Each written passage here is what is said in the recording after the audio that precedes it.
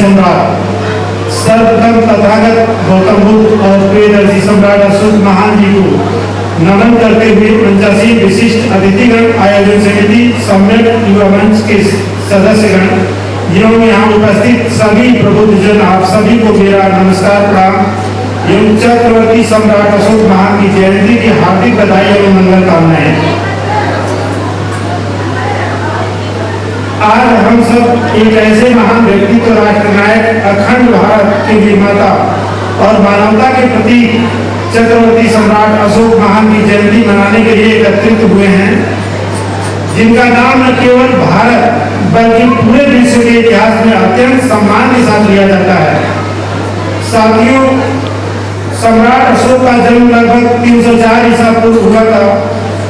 वे मौर्य वंश के महान शासक थे और चक्रवर्ती सम्राट चंद्रगुप्त मौर्य के पौत्र तथा सम्राट बिंदुसार के पुत्र थे। उनका साम्राज्य भारत के लगभग पूरे उपमहाद्वीप में फैला हुआ था और वे अपनी शक्ति, प्रशासन, न्यायप्रियता और समता समरसता के लिए प्रसिद्ध थे।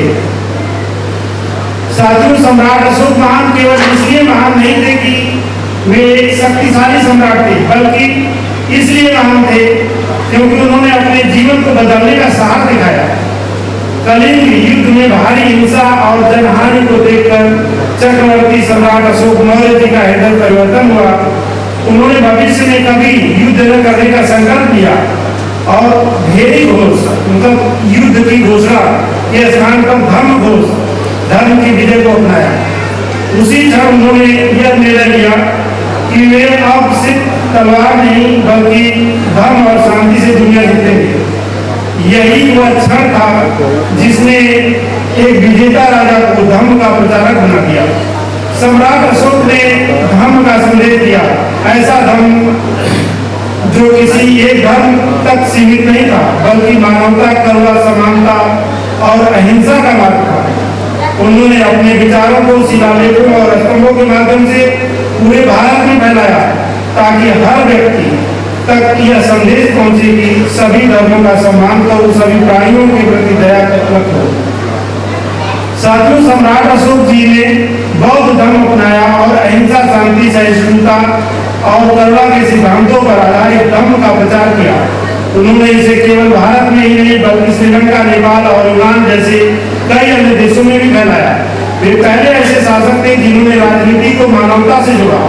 आज भी भारत के राष्ट्रीय ध्वज में जो अशोक चक्र है वह हमें उनकी याद दिलाता है कि जीवन में गति हो, न्याय हो और धर्म का पालन हो। सम्राट अशोक हमें यह सिखाते हैं कि सत्ता से बड़ा संस्कार होता है, शक्ति से बड़ी मानवता होती है और जीत से बड़ा हृदय परिवर्तन होता है। आज हमारे समाज को सम्राट अशोक के आदर्शों को अपनाते हुए हमें तलवार उठाने की जरूरत नहीं है बल्कि हमें शिक्षित, जागरूक और संगठित होने का संकल्प लेने की जरूरत है।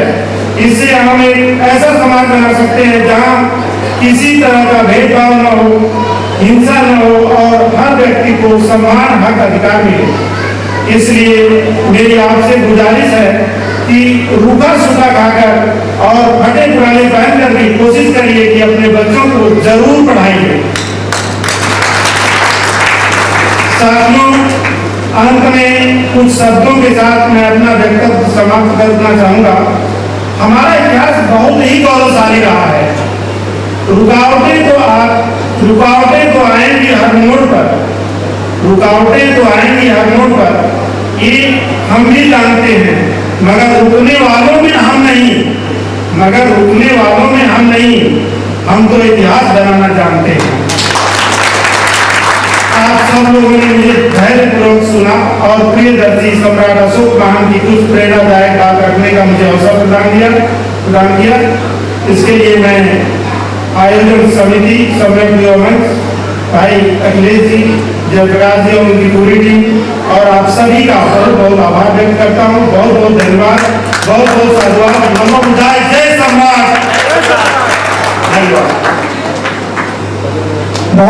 मेरा नाम इंदल मौर्य है और मैं दिल्ली से इस कार्यक्रम को अटेंड करने के लिए आया हूँ और बहुत अच्छा कार्यक्रम है एक तरह से समाज को जागरूक करने के लिए, अपने इतिहास, गौरवशाली इतिहास को जानने बताने के लिए सभी शोषित वंचित समाज के लोगों को ये पता हो कि हमारा इतिहास क्या था और हम आज कहाँ खड़े हैं, हमें किस चीज़ की ज़रूरत है, क्या हमें बदले की भावना से काम करना है या आज के समय में जो ज़रूरत है सही मायने में कि बच्चों को, अपने घर परिवार के बच्चों को हम लोग पढ़ाएं लिखाएं और पढ़ लिख जाएंगे बच्चे तो अपना हक अधिकार अपने आप ले लेंगे, अपनी जगह अपने आप बैठ जाएंगे, व्यवसाय में हो चाहे नौकरी पेशा में हो, राजनीति में हो, सभी जगह पहुंच जाएंगे। तो कुल मिला जुला करके युवा सम्यक युवा मंच का जो सार्थक प्रयास है कि समाज के शोषित वंचित लोगों को जागरूक करें और अपने इतिहास को बताएं कि हमारा गौरवशाली इतिहास क्या था, किस तरीके की व्यवस्थाएं थी उस समय में, सम्राट अशोक ने क्या संदेश दिया था, क्या किया, कैसे शासन किया, तो ये समझाने का ये समय है। और कुल मिला के अखिलेश भाई और सम्यक युवा मंच की टीम जो है बहुत अच्छा काम कर रही है और इस प्रयास से मुझे लगता है कि आने वाले समय में लोग और जागरूक होंगे, अपने बच्चों को पढ़ाएंगे। सर, वर्तमान को सुधारने के लिए अतीत का अध्ययन करना जरूरी है क्या? देखिए, अतीत का अध्ययन करना इसलिए ज़रूरी है कि अतीत का अध्ययन करेंगे तो उससे एक प्रेरणा मिलेगी कि हम कहाँ थे। जब आपको पता होता है कि आपके पूर्वज इस हालत में थे कि आपको सही खाना मिलता था, सही पानी मिलता था, सही रहन सहन होता था, छुआछूत नहीं होती थी, भेदभाव नहीं होता था आपके साथ, तो आज आप उस चीज़ को ढूंढेंगे कि नहीं, आज अगर हमारे साथ कुछ गलत बर्ताव हो रहा है या हमें नहीं मिल पा रही है, हमारे साथ दुर्व्यवहार हो रहा है, भेदभाव हो रहा है, तो आप उससे कंपेयर करके अपने आप की जगह पहले जैसी ढूंढेंगे। अतीत को जानना जरूरी है। सर, इस समय जो नई नई पार्टियों का ट्रेंड बना है सेना बनाने का, जो यहाँ पे काफ़ी चर्चा कड़क शिक्षा पर हुई थी कि बच्चों को शिक्षित कैसे किया जाए, उनका विकास कैसे किया जाए, लेकिन आप देख लें राजनीतिक दल एक सेना बना रहे हैं, क्योंकि आप जानते हैं नाम नहीं लिया जाएगा, तो उसमें 18 से 20 या 25 वर्ष के लड़के शामिल हो रहे हैं, पहली चीज़। दूसरी चीज़, जो पढ़ाई का स्क्रीन टाइम होता है, दूसरी चीज़ कि कुछ ऐसे लोग उसमें शामिल हो रहे हैं कि वो जब कमा कर आते हैं तो उनके घर का चूल्हा जलता है, वो जब कोई कार्यक्रम होता है तो घर द्वार छोड़कर उनका अब टोपी या गमछा लगाकर चले जाते हैं रैली अटेंड करने, और उस अपने बच्चों को पढ़ाएंगे वो क्या? आप इसको क्या मानते हैं, सही मानते हैं, गलत मानते हैं? इस तरह का जो व्यवस्था बना रही है पार्टी अपने स्वार्थ के लिए, ये सही है कि गलत है? इस पर अपना थोड़ा सा विचार रख दीजिए।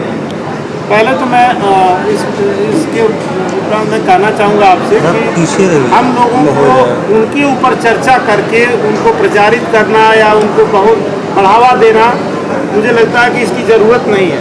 फिर भी आप अगर ये समझना चाहते हैं या हम लोगों को ये समझना है कि हमारे बच्चे भी ऐसी जगहों पर जा रहे हैं या ऐसे कार्यक्रमों को अटेंड कर रहे हैं जिसमें उनकी पढ़ाई बाधित हो रही है, उनकी ग्रोथ नहीं हो पा रही है, या वो बिगड़ रहे हैं, घर परिवार को देख नहीं पा रहे हैं, मतलब सारी चीज़ें हो रही हैं, तो मेरा मानना है कि उसके लिए जिम्मेदार हम और आप, मतलब कुल मिला के जो पेरेंट्स हैं, जो गार्जियन हैं घर के, वो जिम्मेदार हैं। उनको एक अच्छे संस्कार में डालने की ज़रूरत है, उनको उनका इतिहास बताने की ज़रूरत है, उनको ये बताने की ज़रूरत है कि अगर वो पढ़ेंगे लिखेंगे तभी वो आगे सर्वाइव कर पाएंगे, अन्यथा उनको उस भेड़ चाल में एक तरह से उसमें डाल दिया जाएगा कि भाई आपको खाने के लिए राशन मिल जाएगा, राशन तक सीमित हो जाएंगे। तो मुझे लग रहा है कि आप और हम जिम्मेदार हैं, मतलब गार्जियन जिम्मेदार है इसके, और कोई सेना और कोई पार्टी मुझे लग रहा है कि गलत नहीं कर पाएगी अगर हम सभी लोग एक साथ एक विचारधारा में सोचने लगे, काम करने लगे। सर आप जानकारी चाहेंगे कि अभी आपने बताया है कि नहीं, जो बच्चे हमारे उस संगठन में सम्मिलित हो रहे हैं उसके जिम्मेदार हम हैं, लेकिन जो इस प्रकार का संगठन बना रहा है और जो बच्चे पढ़ रहे हैं उनको जो कि शामिल कर रहा है, ऐसे संगठन बनाने वालों को जो कि आप सम्यक युवा मंच के द्वारा क्या कहना चाहेंगे आप? भाई मैं तो एक बात कहना चाहूँगा, आप एक बात बताइए, संगठन बनाने से आप कैसे रोक सकते हैं? संविधान है देश में, लोकतंत्र है देश में, आप संगठन बनाने से नहीं रोक सकते उनको। आपको अपने बच्चों को रोकना पड़ेगा, आपको अपने बच्चों को अच्छा संस्कार देना पड़ेगा कि हमारे बच्चे वैसी जगहों पर न जाएं, वैसे काम न करें, वैसे लोगों के साथ जुड़े न। उन चीज़ों को रोकने की ज़रूरत है। आप संगठन बनाने से किसी को नहीं रोक सकते, क्योंकि लोकतंत्र और संविधान लागू है देश में। सर थोड़ा सा मैं फ्लैशबैक करता हूँ। चक्रवर्ती सम्राट अशोक के जन्म के बाद से मौर्य वंश और नंद वंश ये मनुवादियों का शिकार होता रहा है। नाश होने का कारण भी मनुवादी भी रहे हैं। क्या आज भी वो व्यवस्था लागू है? आप ये कैसे कह सकते हैं कि केवल वही रहे? अगर हमारे लोग संगठित रहे होते, हमेशा के लिए संगठित रहे होते, तो आप कैसे कह सकते हो कि नहीं वो लोग हावी हो सकते थे हमारे? मुझे लग रहा है कि हमारे आप आज देखिए, अगर आप जिनकी बात कर रहे हो, मैं उनकी ही बात करूं, तो कहीं ना कहीं वो हम सभी को, मतलब सभी शोषित वंचित समाज को, जिनको आज आप चाहे बहुजन समाज कह लीजिए, चाहे ओबीसी SC ST माइनॉरिटी कह लीजिए, जो भी कह लीजिए, वो एक नज़रिए से देखते हैं। और हम क्या करते हैं कि हम अलग अलग नज़रिए से आपको इनको उनको देखते हैं। हम ये मान चलते हैं हम मौर्य हैं, आप यादव जी हैं, आप मतलब विश्वकर्मा जी हैं, आप प्रजापति जी हैं। तो कुल मिला जुलाकर जिम्मेदार हम ही लोग हैं, वो लोग कहीं से जिम्मेदार नहीं हैं। आप उनको दोष बिल्कुल मत दीजिए। मुझे लगता है कि ज़रूरत हमें जागरूक होने की है, उनको नहीं। वो तो जागरूक हैं, वो अपना काम कर रहे हैं। मतलब आज का कार्यक्रम सभी जातियों को, वंचित जातियों को एक बैनर पर एक प्लेटफार्म पर लाने का प्रयास है। देखिए, आप केवल इसी को मत कहिए कि वंचित। मैं तो कहूँगा कि जो वंचित नहीं है, या जो एक ऐसा वर्ग है उनमें भी कोई वंचित है, उनको भी ये समझना पड़ेगा। आप मुझे बताइए, संविधान पर जाइए, क्या संविधान आप केवल एक वर्ग विशेष या बहुजन समाज को प्रोटेक्ट करता है? संविधान सबसे बड़ा अगर प्रोटेक्शन देता है तो महिलाओं को देता है। कोई एक समय था जब महिलाओं को पढ़ने का अधिकार नहीं था, वोट डालने का अधिकार नहीं था। क्या उस वर्ग में महिलाएं नहीं हैं? 50% महिलाएं उस वर्ग में भी हैं। तो उस महिलाओं को भी अधिकार मिला। माता सावित्रीबाई फुले, ज्योतिबा फुले के माध्यम से उन महिलाओं को भी अधिकार मिला। तो मेरा मानना है कि शोषित वंचित कोई भी हो, मुझे लग रहा है उस वर्ग, दूसरे वर्ग में भी कोई हो, दूसरे जाति धर्म में भी हो, तो मुझे लग रहा है कि उसके लिए भी ये कार्यक्रम सही था, कहीं से कोई गलत नहीं। Thank you sir. सर, लोगों को क्या संदेश देना चाह रहे हैं? अब क्या संदेश दें? मैं तो सबको सबसे गुजारिश यही करूँगा, सबसे निवेदन यही करूँगा कि भाई बच्चों की पढ़ाई पर ध्यान दें, और उनको कुछ न कुछ, अगर बच्चों की पढ़ने में रुचि नहीं है, अगर उनको लगता है कि नहीं पढ़ाई कम करना चाहता है या पढ़ने में रुचि नहीं है, तो उसको व्यवसाय की तरफ लेके जाएं। मतलब कुल मिला जुला करके वो भटके ना, उसके लिए वो निरंतर लगे रहें अपने बच्चों के, अपने परिवार के साथ, को जिम्मेदार।